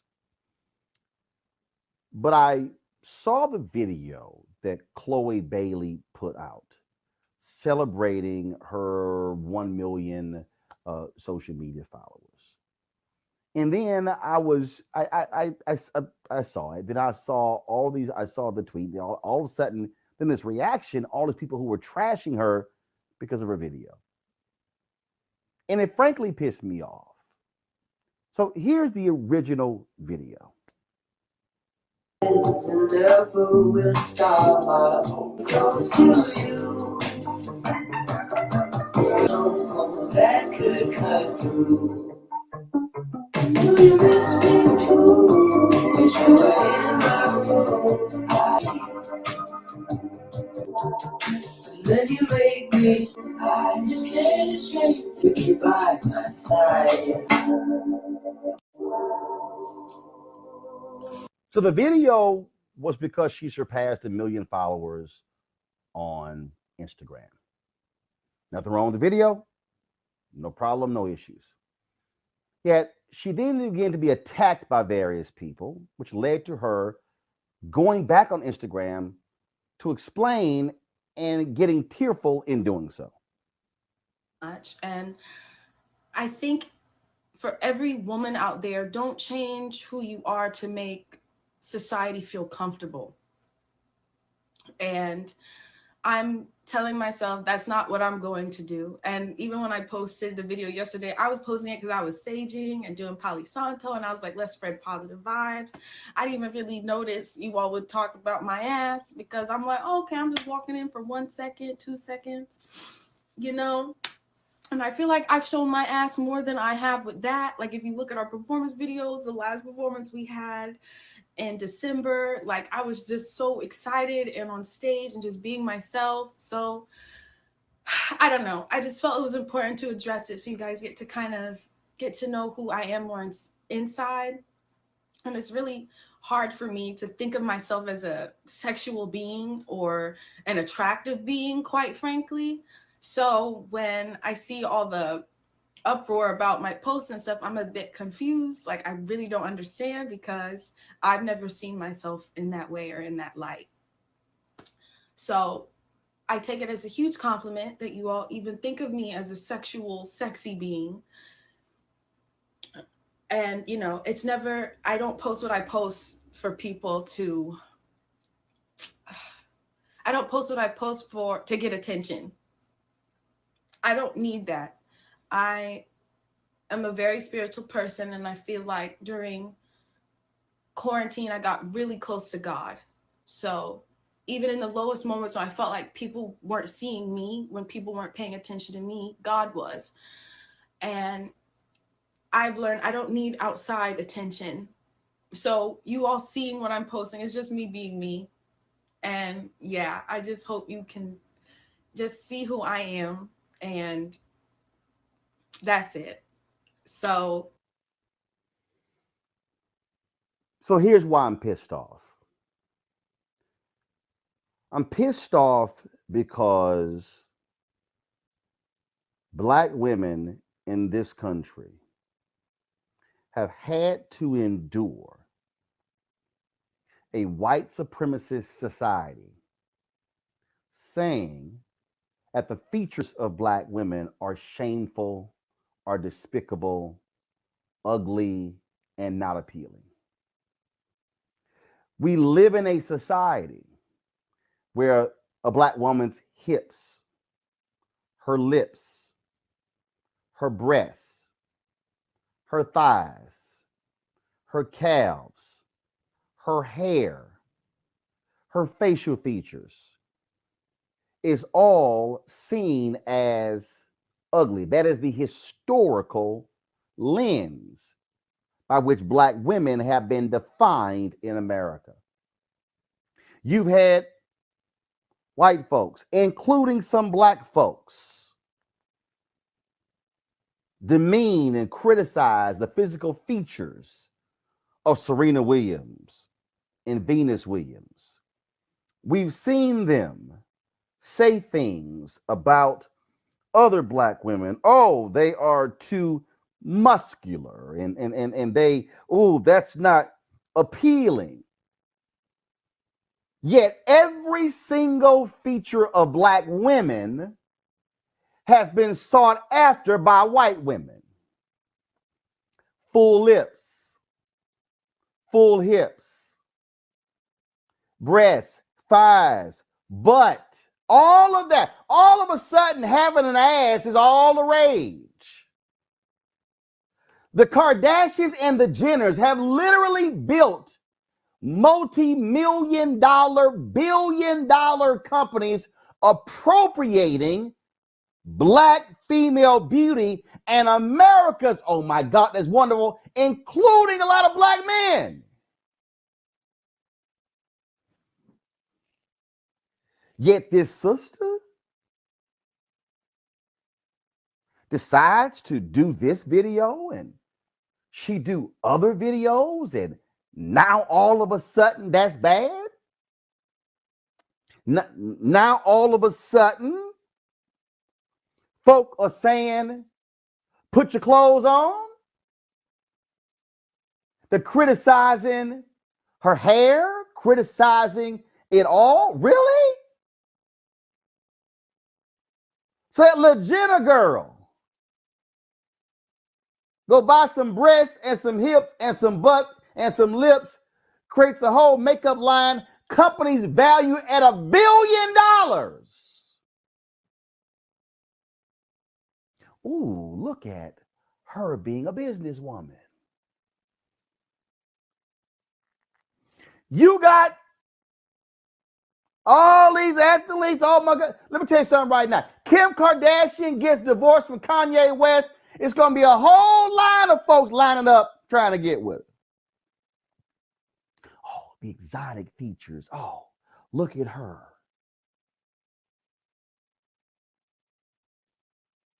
Go to the conservative websites, Daily Caller. Oh, they posting videos, photos of women. New York Daily News. There's a white woman who's a golfer, Paige. I forgot her last name. I swear she on the New York Post every single day, wearing some tights, showing her breasts and showing her body. But when a Black woman decides to have a positive body image, now she's being attacked? Oh, hell no. No, hell no. I was a part of the YouTube Black Content Creators Summit that took place in Atlanta in 2019. Chloe and Hallie were there. Just briefly, we were all in the group. Didn't have a conversation with them. Don't know them. Have never said chat with them. And I could have easily skipped this topic, Teresa. But the reason it matters, I got 9 nieces, 4 nephews.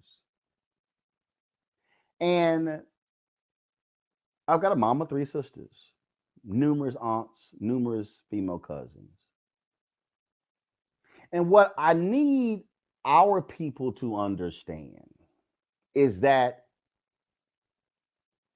when this generation of Black girls sees the hate being thrown at a Chloe Bailey, that can have a negative impact on how these same Black girls, Black teenagers, young Black women now see themselves. And so then oh, well, if Chloe isn't good enough, then I'm ugly. Then I'm not worthy. Then I don't look as good.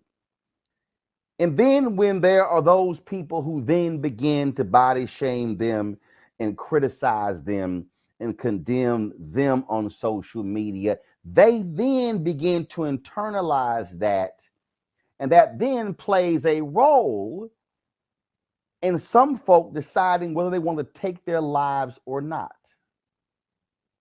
And so I need folk to understand, especially folks who are watching on African American, that one of the things that we must do is actually affirm Blackness, affirm Black beauty.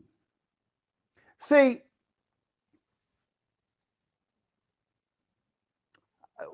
I did a 8th grade graduation for Father Michael Flager. And whenever I do graduations, I stand there and I shake the hand of each graduate, whether that's an 8th grade, whether it's a high school, whether it's a college. But also I watch people. And I notice how nearly every girl, how they hug, there was this hesitation, there was this distance. And I said, Father Flager, y'all got a problem in this in this class. I'm seeing the relationship. I have always made a point of hugging nieces and nephews. I don't believe in that distant thing. I don't believe in, oh no, I need you to stay away from me. Because see, what I understand psychologically is that if you grow up and you do not have a loving environment, if you grow up and folk don't hug, they don't really speak, there's sort of this distance, that then carries over into all of your relationships.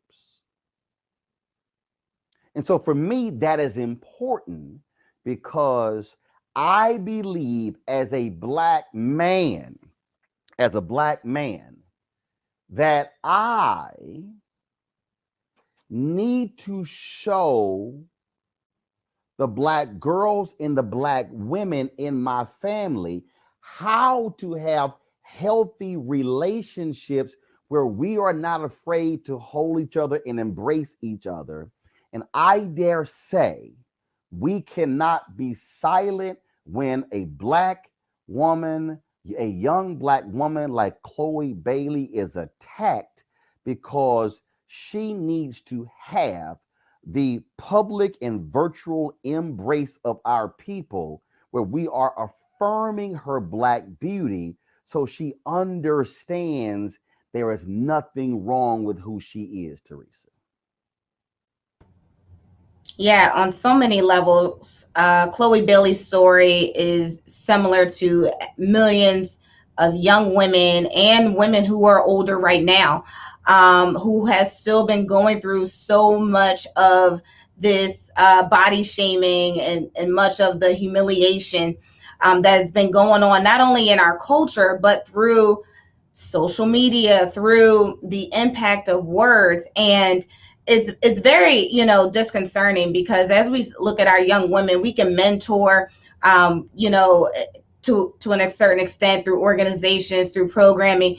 But you're right. It takes the love. It takes the hugs. It takes that intimacy of knowing what a relationship feels like, what love actually feels like, because otherwise they're going to social media outlets that is telling them that they need to enhance, or they'll get targeted ads, filtered to them based upon looking at, one of the Kardashians line of work that they've done to their bodies or to their face, or showing that they can have a black man and still be able to talk about black issues. It's very interesting. But I think what I got from you, Roland, is the opportunity that women like myself and other women who are in leadership, who are doing well, is to give that compliment, to give that you are bold, you are beautiful, you are everything that you need to be. And so I think there is something that we all need to do, is to, when a young black woman is being attacked, the community and the culture and every other organization, but as an individual, just needs to say something. I think the silence in our communities has hurting us so much that we're seeing more young women in abortion clinics than we are seeing them in business schools. So I think there is a lot to say there. But moreover, when we police black women, especially their bodies, we are essentially telling them that they are not worth it. But we all know that we are worth it, because it looks like capital America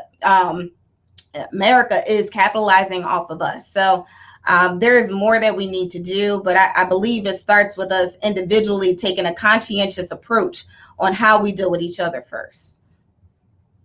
Rena, I raised the point. First of all, I have a typical ban on this show when it comes to anything Kardashians or Jenner, like flat out ban. But the reason I'm raising this is because I understand double standards, and I understand how America, white America, will fully embrace a Kim Kardashian, Jenner's, and then black folks do the same. But then I also understand how black self-hate can also lead to a condemning or a condemnation of a Chloe Bailey. When I look at some of the comments, oh, she's sitting here and she's, doing videos and she is wearing her underwear. Please tell me the difference between that and somebody in a bikini. Please tell me the difference between folks who are hugely popular in making hundreds of thousands of dollars and millions of dollars as swimsuit models. Please tell me the difference when CBS aired the annual Victoria's Secrets fashion show from Miami, which last I checked were women who were walking down runways with huge feathers on wearing underwear. I really think what we're dealing with here, Rena, is we're dealing with people who are not happy when a black woman decides to say, I'm beautiful, I'm sexy, and I really don't care if y'all got a problem with it. And in one of her videos, she talked about how she had to deal with feeling negative about her own body. What people have to understand is that this affects black women when you have this level of hatred. When black people have said you've got nappy hair. We all remember the video of the young black girl who was having her hair combed, and the sister, I believe she was a babysitter, or it was a mother, I can't remember, who was like, no, baby, you are beautiful, baby, you are gorgeous. The reality is, because of the history of white supremacy in America and black people being victims of white supremacy, then taking on the Stephen mindset of white supremacy, we then can have self-hate, not realizing where our self-hate originated from, and it wasn't from us. It all stems from white supremacy in America. Talk, Roland. Black women are particularly vulnerable to the effects of European standards of beauty. That's what this is about. European standards of beauty. And that's what we live with in this country, because those standards emphasize skin color and hair types that exclude many Black women, especially those with darker skin. So, I've read a lot of research on this. I want to talk about Chloe Bailey in just a second, but there's a lot of research out there that indicates that European standards of beauty can have really damaging effects on the life trajectories of Black women, especially those with dark skin, and primarily in the form of that internalized self-hatred that you just mentioned. So it's really important that we start addressing these effects right away. And, when I watched that video of Chloe Bailey, all I saw was happiness radiating from this very beautiful woman. And I'm not just saying that because we're talking about standards of beauty right now. Her happiness was radiating. She was positive. She wasn't doing anything salacious. I mean, that's one way that society has generally judged women. But it's like when a woman that is rail thin, white, wearing skimpy underwear is walking down a runway in Miami with popular singers singing all around her and big feathers, that's suddenly cool. But this chick is just being her authentic, real self and celebrating. She's Black joy. That's all it was, on display. And she was being herself. And I felt my heart just goes out to her, honestly, because when she talked about not seeing herself as an attractive woman and the sexualization around it, I just felt like, wow, what are we doing to women? And I've grown up in this era. And without really dating myself, I came up, I'm closer to 40 than I am to 30. Let me put it this way. I came up in an era where all the magazines that I ever saw were always white women, were always rail thin. And I hated my curves. I was ashamed of the melanin in my skin. I remember going to my senior prom. My mother's friend came and did my makeup. 18-year-old me didn't really need makeup. I had all right skin, but I looked like I had white face because the foundation was so light.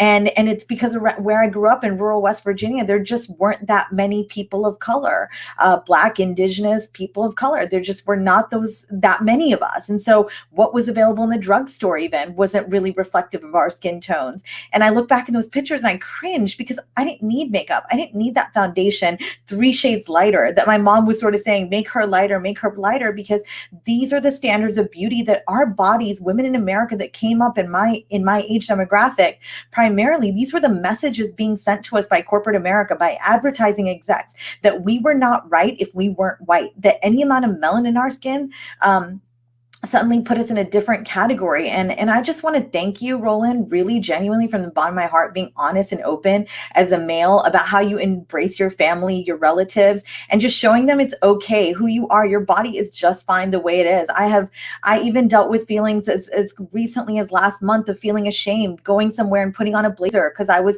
ashamed of looking too busty, as if that was going to welcome something at my age. And I'm a married woman, a mother.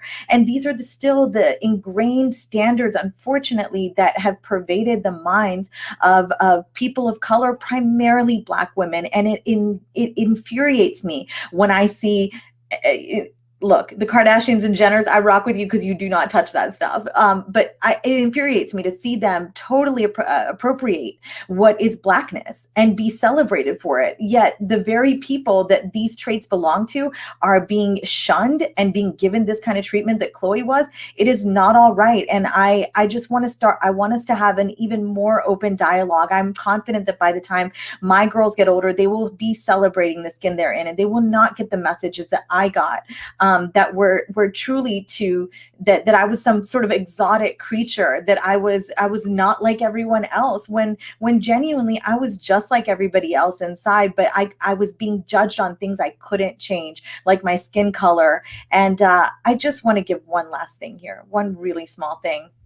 I was visiting New York City when I was in my early teens, and I was from West Virginia, and I had great parents that always actually, besides my mom, a little bit of friction there with the skin color stuff, but my dad definitely didn't subscribe to any of that colorism stuff. But I was visiting New York City, and I was on a train with a cousin, and there was a Black woman who came up to me and she said, "How much for your hair? Can I buy your hair? You're Indian, right?" And I was like, "No, I'm American. My parents are from India." And I just couldn't believe she wanted to buy my hair. I thought, I was so confused. confused. I didn't understand why she wanted to buy my hair. And because I looked at her hair and I liked it. I was like, I like your hair. And I was an innocent young girl back then, but this is a vignette of exactly how wrong society has treated Black women, and to make us make women of color, but make my Black girlfriends think that they were not enough, that they needed to have something else, be something else to be beautiful. So wrong. And I look forward to the beauty industry changing. I've seen evidence of it changing, and I'm confident that it'll continue to, because that's what needs to change first, genuinely. This was a comment posted by somebody named CD on the YouTube channel, and I think it's pretty stupid. Black American women are more sexually liberated than any other group of women. Other groups of women are inspired by them, so I don't buy this. Well, CD, you don't buy it because you don't actually understand history. Black women have actually been the targets, been subjugated to violence and abuse in this country. Not seen as models of beauty. And then when a Black woman is seen as a model of beauty, it is by white standards. Typically, she had to be light-skinned and have good hair. We know, Joseph, when there was a magazine that altered the features of Beyonce, of Kerry Washington on their magazine covers. Skin was lightened, was thinned as well, because there were photo editors who said, that's a little too much hip, that's a little too much butt. We can't quite have that. And so what the person said is incorrect. And I think what ends up happening is that we go through this in this society where, again, if you are a Black woman and you are proud and public of your features, it's a problem. I mean, I think back to the idiotic Black men. One of them I'm not gonna name, who I think is just stuck on stupid. I don't know why anybody follows or listens to him, who condemned Megan Thee Stallion and Cardi B when they came out with the WAP song. Snoop Dogg even had the audacity to provide a comment on that, when I'm like, Snoop, you talked in a lot of your music about sex, but when these two Black women, when these two women of color decide to put a song out making it clear how they feel about sex, oh no, you're a lady, you shouldn't be doing those things. This is what we're dealing with, and I need people to understand it does have a negative impact on young Black girls who will be Black women one day. Absolutely. And I think part of the issue that we have here is we're dealing with history. History where Black women were either hypersexualized and just available for whoever wanted to have them, and Black women who are feared. And it's kind of been that tension in society all along, while you have the white beauty industry trying to take advantage of that. I mean, I'm old enough to remember Bo Derek having braids, when people thought that was scandalous because she was co-opting a Black style, a cultural style. And we've gone from there to having Adele with Bantu braids, Bantu knots rather. And it just infuriates me, the fact that we really can't get this right even after 400 and some odd years. So kudos to Chloe for trying to stand up to this kind of negativity, but it can have an impact. It will have an impact, and you don't know that impact until these young women become of age. And so we have to do the best as Black men and as men in general to make sure that that doesn't happen, and to understand that Black women are beautiful and that they will be beautiful. They always have been, and there is no question about that at all in my mind. Again, that was critically important, and I just want us to understand that if you want to disagree with Chloe Bailey doing a video in her underwear on Instagram, fine, okay, whatever, that's fine. But what you're not going to do is condemn how she looks. You're not going to condemn beauty. You're not going to create the doubt, because I think we need to understand There are a lot of black women who have grown up in this country who have been told, not just by peers, but by family members, that they are ugly, that they are not beautiful, that their hair is not quality, that their features are not good. And so, I mean, and look, and here's the piece. Social media changes. And look, we all say things, and we might crack jokes, and we might do things along those lines. But we do have to understand that there is a significant difference in America in the policing of black women's bodies. We need to understand that that is real and not something that we can simply ignore. I was going to do a deconstruction for small businesses, but I'm going to push that to tomorrow. But I do have one final story. What time is it? No charcoal grills are allowed. I'm white. I got you, bro. Illegally selling water without a permit On my property. Whoa! Hey! You don't live here. I'm uncomfortable. All right, LeBron James and the Lakers were playing the Atlanta Hawks when he got into a spat with a white woman on the sidelines who was not particularly happy with something that LeBron said. Here is the video of the altercation. So I'm minding my own business, and Chris has been a Hawks fan forever. He's been watching the games for 10 years, whatever. He has this issue with LeBron. I don't have an issue with LeBron. I don't give a fuck about LeBron. Anyway, I'm minding my own business, drinking my wine, having fun. All of a sudden, LeBron says something to my husband, and I see this, and I stand up and go, "Don't fucking talk to my husband." And he looks at me and he goes, "Sit the fuck down, bitch." And I go, "Don't fucking call me a bitch. You sit the fuck. Get the fuck out of here." And I go, "Don't fucking talk to my husband like that. Don't talk to my husband." And he literally was like, "Fuck you, bitch. Sit down, bitch." And all of a sudden, now I'm getting kicked out. Excuse me, I have courtside seats that I pay for. Fuck you, LeBron. You're a fucking pussy. Get the fuck out of here. You're going to let a 25-year-old girl intimidate you during a game? Bye, bitch. Yo, I truly cannot fathom how whack some of you guys are. Like, and I don't know about you guys, but if my girl was at a game and someone was talking to me and my girl didn't stand up for me, I would reevaluate that relationship. So for all of you clowns saying, "Your wife's a gold digger," guess what? If I was a gold digger, I would sit back and mind my own fucking beeswax and I wouldn't open my mouth. But guess what? I'm not a gold digger. That's my husband. I love him. If someone disrespects him, I will check him, whether it's LeBron James or a fucking bum on the street. Now, that was the video, not of the altercation, but of course, her comments on Instagram after the game where she was a little salty. Well, let's just say she got her ass lit up on social media today. And so Courtside Karen released the following statement. To say things escalated quickly at yesterday's game is an understatement, and I want to apologize for losing my cool and removing my mask in the heat of the moment. Her name is Juliana. My husband is a huge sports fan, and we're passionate people. Juliana Carlos. My husband is a huge sports fan, and we're passionate people. And let's be real, sports wouldn't be sports without a little trash talking. What should have been quick back and forth between two adults got out of hand, and my natural instinct to stand up for the man I love kicked in. Did I get defensive when that happened? Yes. Did I use offensive language when I could have taken the higher road? Yes. And for these things, I take full responsibility. No.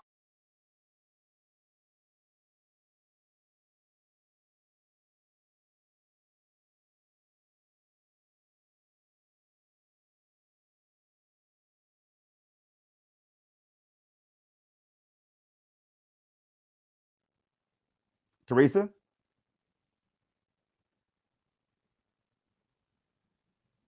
I can't hear Teresa. Yeah, Roland, I couldn't hear you either. Teresa, you gotta stop hitting that mute button. Wait a minute. I couldn't hear you the entire time. Just say it again. My Lord. See right there. Oh my goodness. See? Hitting me button. What I said is, this is what happens when you want your 15 minutes of fame, and what you really got is notoriety or infamy. Absolutely. You know, Karen's like this, 25-year-old Karen, she's standing up for her man. That's all great and everything. But I mean, it's a bit of interesting, I think there's two ways she could have handled this, and she could have stayed on the sidelines in her courtside seats, but she decided to take it to Instagram. She decided to continue to antagonize the situation. So I don't think that was like the best method for her to do, and then come out with this issued apology statement. I mean, part of it is once you already put the video up of how you really feel, the apology statement is kind of just null and void. It's that somebody just coming in and saying, hey, we need to try to fix this, and here's what it is. But at the end of the day, we already know what Karen is really thinking. But she's just on the watch list at this point. All right, folks. The folks now, folks here, they couldn't actually hear me as well. Did y'all actually hear me read her apology statement? Okay, if y'all are on YouTube, let me know if y'all heard me actually read her apology statement. You should have heard me. I don't know what the problem is. But Rena, the crazy thing here is that these people are sitting on courtside. They actually think they have the right to talk to NBA players. They're working. That's their job. And guess what? When she showed her ass, security walked her out. Love it. I mean, Roland, on its face, it looks like, okay, this might not have been a Karen situation, just a stand by my man type of situation. But right away, what I sniffed was entitlement. I mean, the entitlement this woman has, the feelings that she must bring to her courtside seats are that I own these people. They're here to entertain me because I can afford courtside seats. Now, that's a different layer of problem. But the reality is, I mean, it's LeBron James. He's obviously somebody my hat's off to. I'm a big fan of LeBron, I must say. I'm from next door West Virginia, so I got to embrace something over next door Ohio. But look, I mean, this is, if LeBron were white, do we really think it would go down like that? This was I don't want to say it. You know what I'm saying. This was a situation. It was like, it would. First of all, fans act a fool. But again, the issue here is this here. Just because you sit courtside, just because your husband is a huge sports fan, and just because he looked like your grandfather and you 25 years old, don't mean that you actually get to sit and act a fool. You are to conduct yourself accordingly. That's right. I'm glad they walked her behind out, and she probably issued an apology because her husband said, "Now, damn, you embarrassing the hell out of me." That's right. I mean, I can't imagine how he must have felt that night. Like, that was not a good move. You would have been better off just sitting there silent and just watching it. I mean, yeah, I mean, obviously sporting is sporting, but this was a situation in which it was literally, she's looking for her 5 minutes. She's got this entitlement mentality where she feels like she deserves something. She deserves to act that way, the way in which she can even stand up to LeBron when she's in his house, basically. I mean, well, I don't know if it was a home game or what, but the reality is this is the problem. Atlanta, but it don't matter. It's his house. I'm telling you all these Karens, look, y'all showing your ass. I'm just letting y'all know. That's okay, right. Act a fool. And then LeBron, of course, had tweeted, "Ooh, she big mad." Bottom line is, boo, we all know you, and she probably gonna go real private real soon on her Instagram and Twitter because she was running her mouth.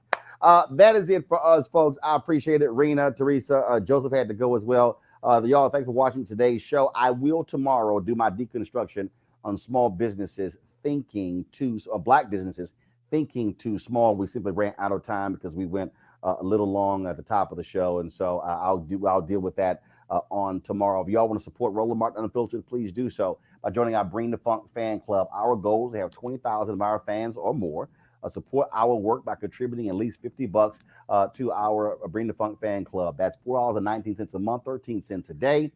You can support us directly. If you subscribe on YouTube, then we get 55% of your support. They get 45%. But if you give to us directly, then we get all 100%. We appreciate that. There are people who support us with less.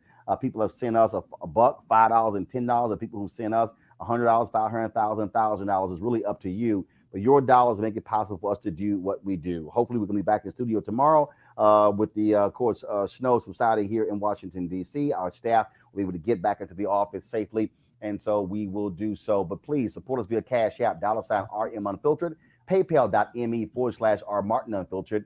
Support us at Venmo.com/RM Unfiltered. Send us an email to support at Zelle, Roland@RolandSMartin.com. You can also support us with a money order, New Vision Media, Inc., 1625 K Street Northwest, Suite 400, Washington, D.C., 2006. Folks, thank you so very much. Shout out to all the Alpha brothers in the house. You know how we roll. I'll see y'all tomorrow. Holla!